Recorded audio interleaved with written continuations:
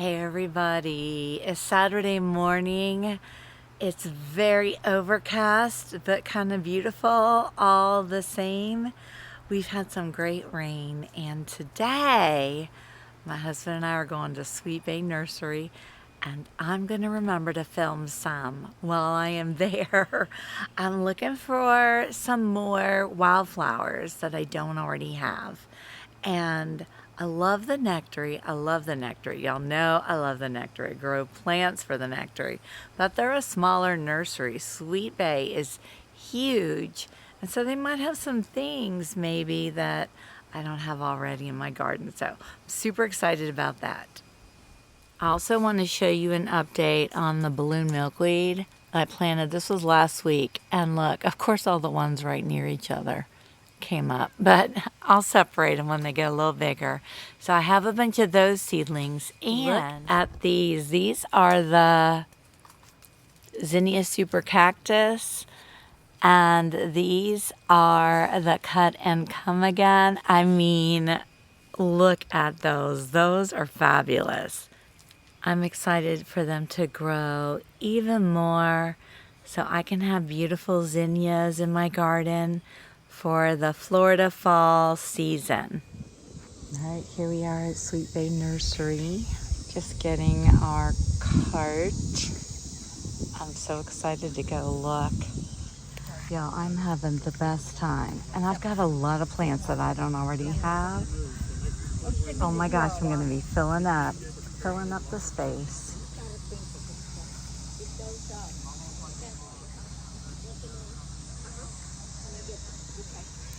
Yeah, look how huge their giant milkweeds are. Look at the blooms on this one. Oh my gosh, I want to bring it home. Let me see, this one's connected to here. Oh my gosh, this thing is gorgeous. I might have to bring it home. It's on the cart, y'all. It's on the cart. Look at how many blooms it has. Oh my gosh, I'm so excited. Look at all these things on my cart. There's a little golf fritillary laying eggs on the corky stem. Oh, how cute. How cute. Look at how it starts white and then it goes to green. That is so pretty.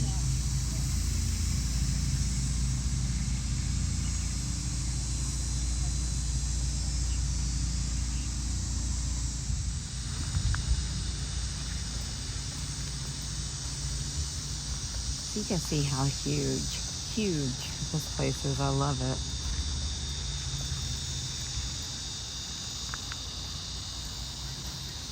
You guys, this right here is my mystery plant that is now blooming, so I can show you when I get home that this is what it was all along. The narrow leaf sunflower. This must be where I got it from.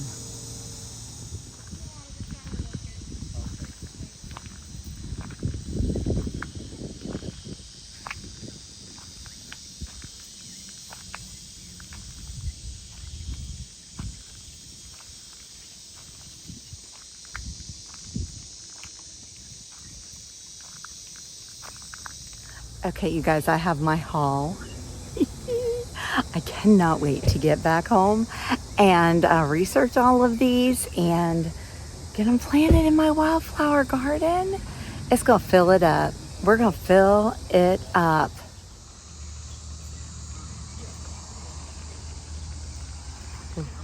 Look at this one blazing star. Look how tall. Is that not fabulous? I am so excited about some of these. They seem so interesting, and they're things I haven't seen before, so hopefully I'll be able to get seeds. Look, I grabbed this one because it's going to seed, and then I can grow my own. I can grow my own. Okay, y'all, I got 2 swamp milkweeds, and when we're checking out, they said they're about to get one free, and so I'm going back to get my free one. Watch me come back with 1 free one and 3 more. No, I'm not going to. My husband might give me the eye. When I'm picking out my swamp milkweeds, I look for one that's got, like, I don't want just one stem. I want multiple, because that's going to be more leaves. And I already picked through here for my two favorites. You see this one. This one has 3 and another baby one coming up. Let me get this one.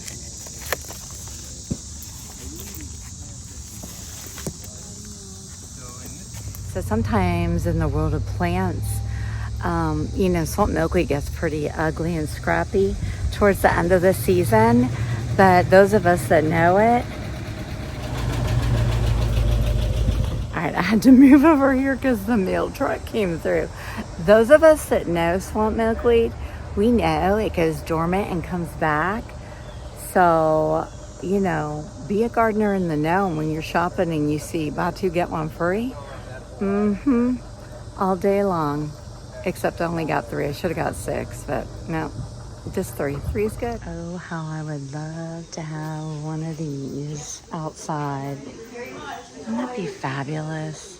Hey everyone, it's Sunday afternoon. I have spent the whole morning, well, not the whole morning, but a good deal of the morning working in my garden room, researching all the plants that I bought and figuring out who needs to go where. So I've got the ones that are going to go into the wildflower garden that can handle the full to part sun and just normal soil. And I've got them all grouped in that area with their cute little signs. I don't have them in the ground yet. I haven't figured out like where I want to arrange them all, but I'm going to show them to you. I'm going to tell you a little bit about each one, and then as they grow and bloom in my garden, we'll check in on them and we'll see who we like and who we want more of and who maybe just one might be enough. Let's go see them. The first one I want to talk about is actually one that I've had, and look, there's a queen on it right now, just letting you know how it does attract butterflies. This little queen's been flying around. I haven't seen hardly any butterflies, but this little queen's been here, and it's a female, and I saw her lay an egg, so I took that little leaf in, so hopefully I'll have another little queen baby. But this plant is an elephant's foot, and I bought this at one of the UFIFAS plant sales, and I guess I planted it and it just got lost. So when I was doing some moving around the plants, I found it, but I didn't know who it was until I went to Sweetbay Nursery, and there it was. This is it. They had them there. So I've had it all along. It's not new today, but it's newly labeled, and now we know who it is. The elephant's foot. And you can see butterflies like it. Thank you, little queen, for demonstrating that for us. Next one I want to talk about is right here, the rayless sunflower. I feel like I have another one of these in my garden somewhere, and it probably disappeared just like the elephant's foot, because you can see it has the really low leaves and then it just sends up a stalk. But the rayless sunflower is actually really unique and really gorgeous. It does not have any petals. It's just like a dark, almost blackish brown cluster, and then it gets like these little yellow, I can't even describe it. You will be seeing this. If it thrives and blooms, you will be seeing it. I'm so excited to have it in my garden.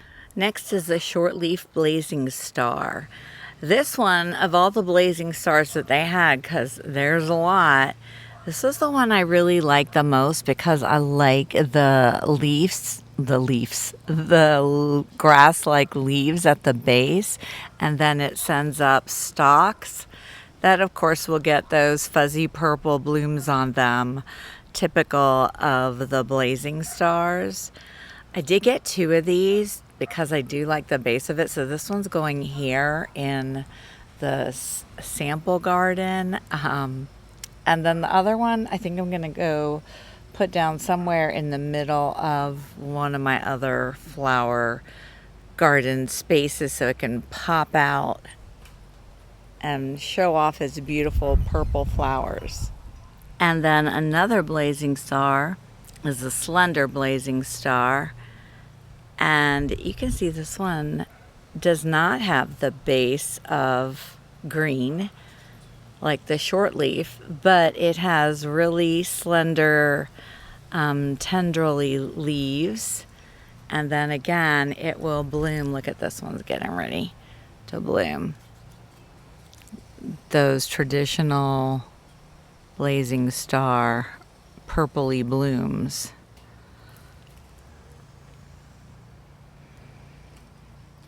This next one, the wand goldenrod, as soon as I saw it from afar, and I knew this had to be in my garden. Look at how tall it is. Well, all goldenrods are tall, but there's something about, I don't know, I just like the leaf arrangement on it.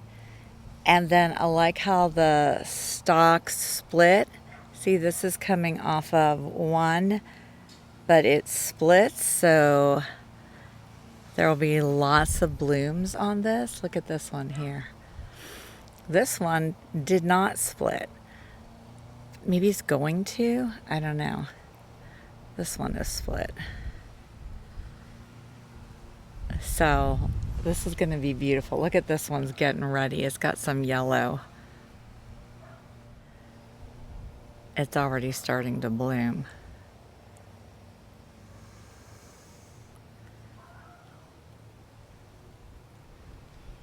That's going to be gorgeous.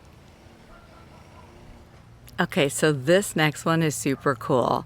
This is especially important to native bees, and it is the round leaf thoroughwort. Kind of makes me think of Joe Pye weed a little bit, the way it flowers. So I'm excited to see if a lot of bees visit this as it grows in my garden. And then this is another aster, the Simmons aster. It's not blooming right now, but the way its stems come up, it reminds me a lot of the wavy leaf aster, which is back there. You can see it has kind of similar stalks coming off. But they're not like, they're going all over the place. I like this one because it seems to be more upright.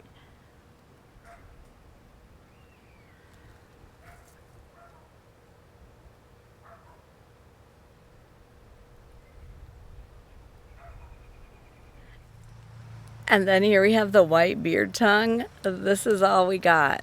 So this is going to be a surprise to see what it looks like. So that'll be fun. Keep watching to find out who the white beard tongue turns out to be. And look, I'm running out of signs. This is the Dixie aster. And I fell in love with this as soon as I saw it from afar. I love the paleness of the green leaves and the little white starry flowers.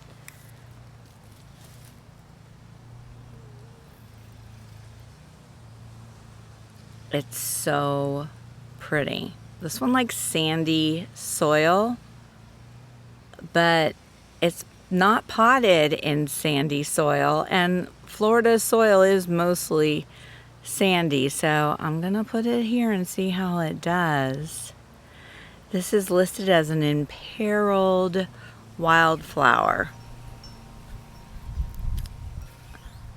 which I guess means that there aren't a lot of them left. So hopefully this one will thrive, and hopefully I'll figure out how to collect seeds from it and grow more.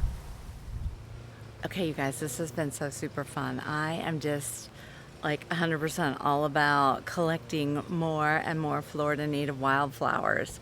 And just because I'm in Florida, these flowers and plants that I'm collecting could be native in your area as well. Or you can start your own collection of native plants to your area. I actually did buy more than what I just showed you, but those need to be like in a wet area, and so I have to figure out what I'm gonna do with those because my wetland garden is pretty full. But I did get some really cool plants, so I will show you those at a later date. But meanwhile, I'm happy to have all these new additions. It's gonna fill in this area even more. And when I get them planted in the ground, I still have to figure out exactly where I'm gonna put them. I kind of have them all lined up front just so I could film them. But it's gonna be a really cool space in my garden.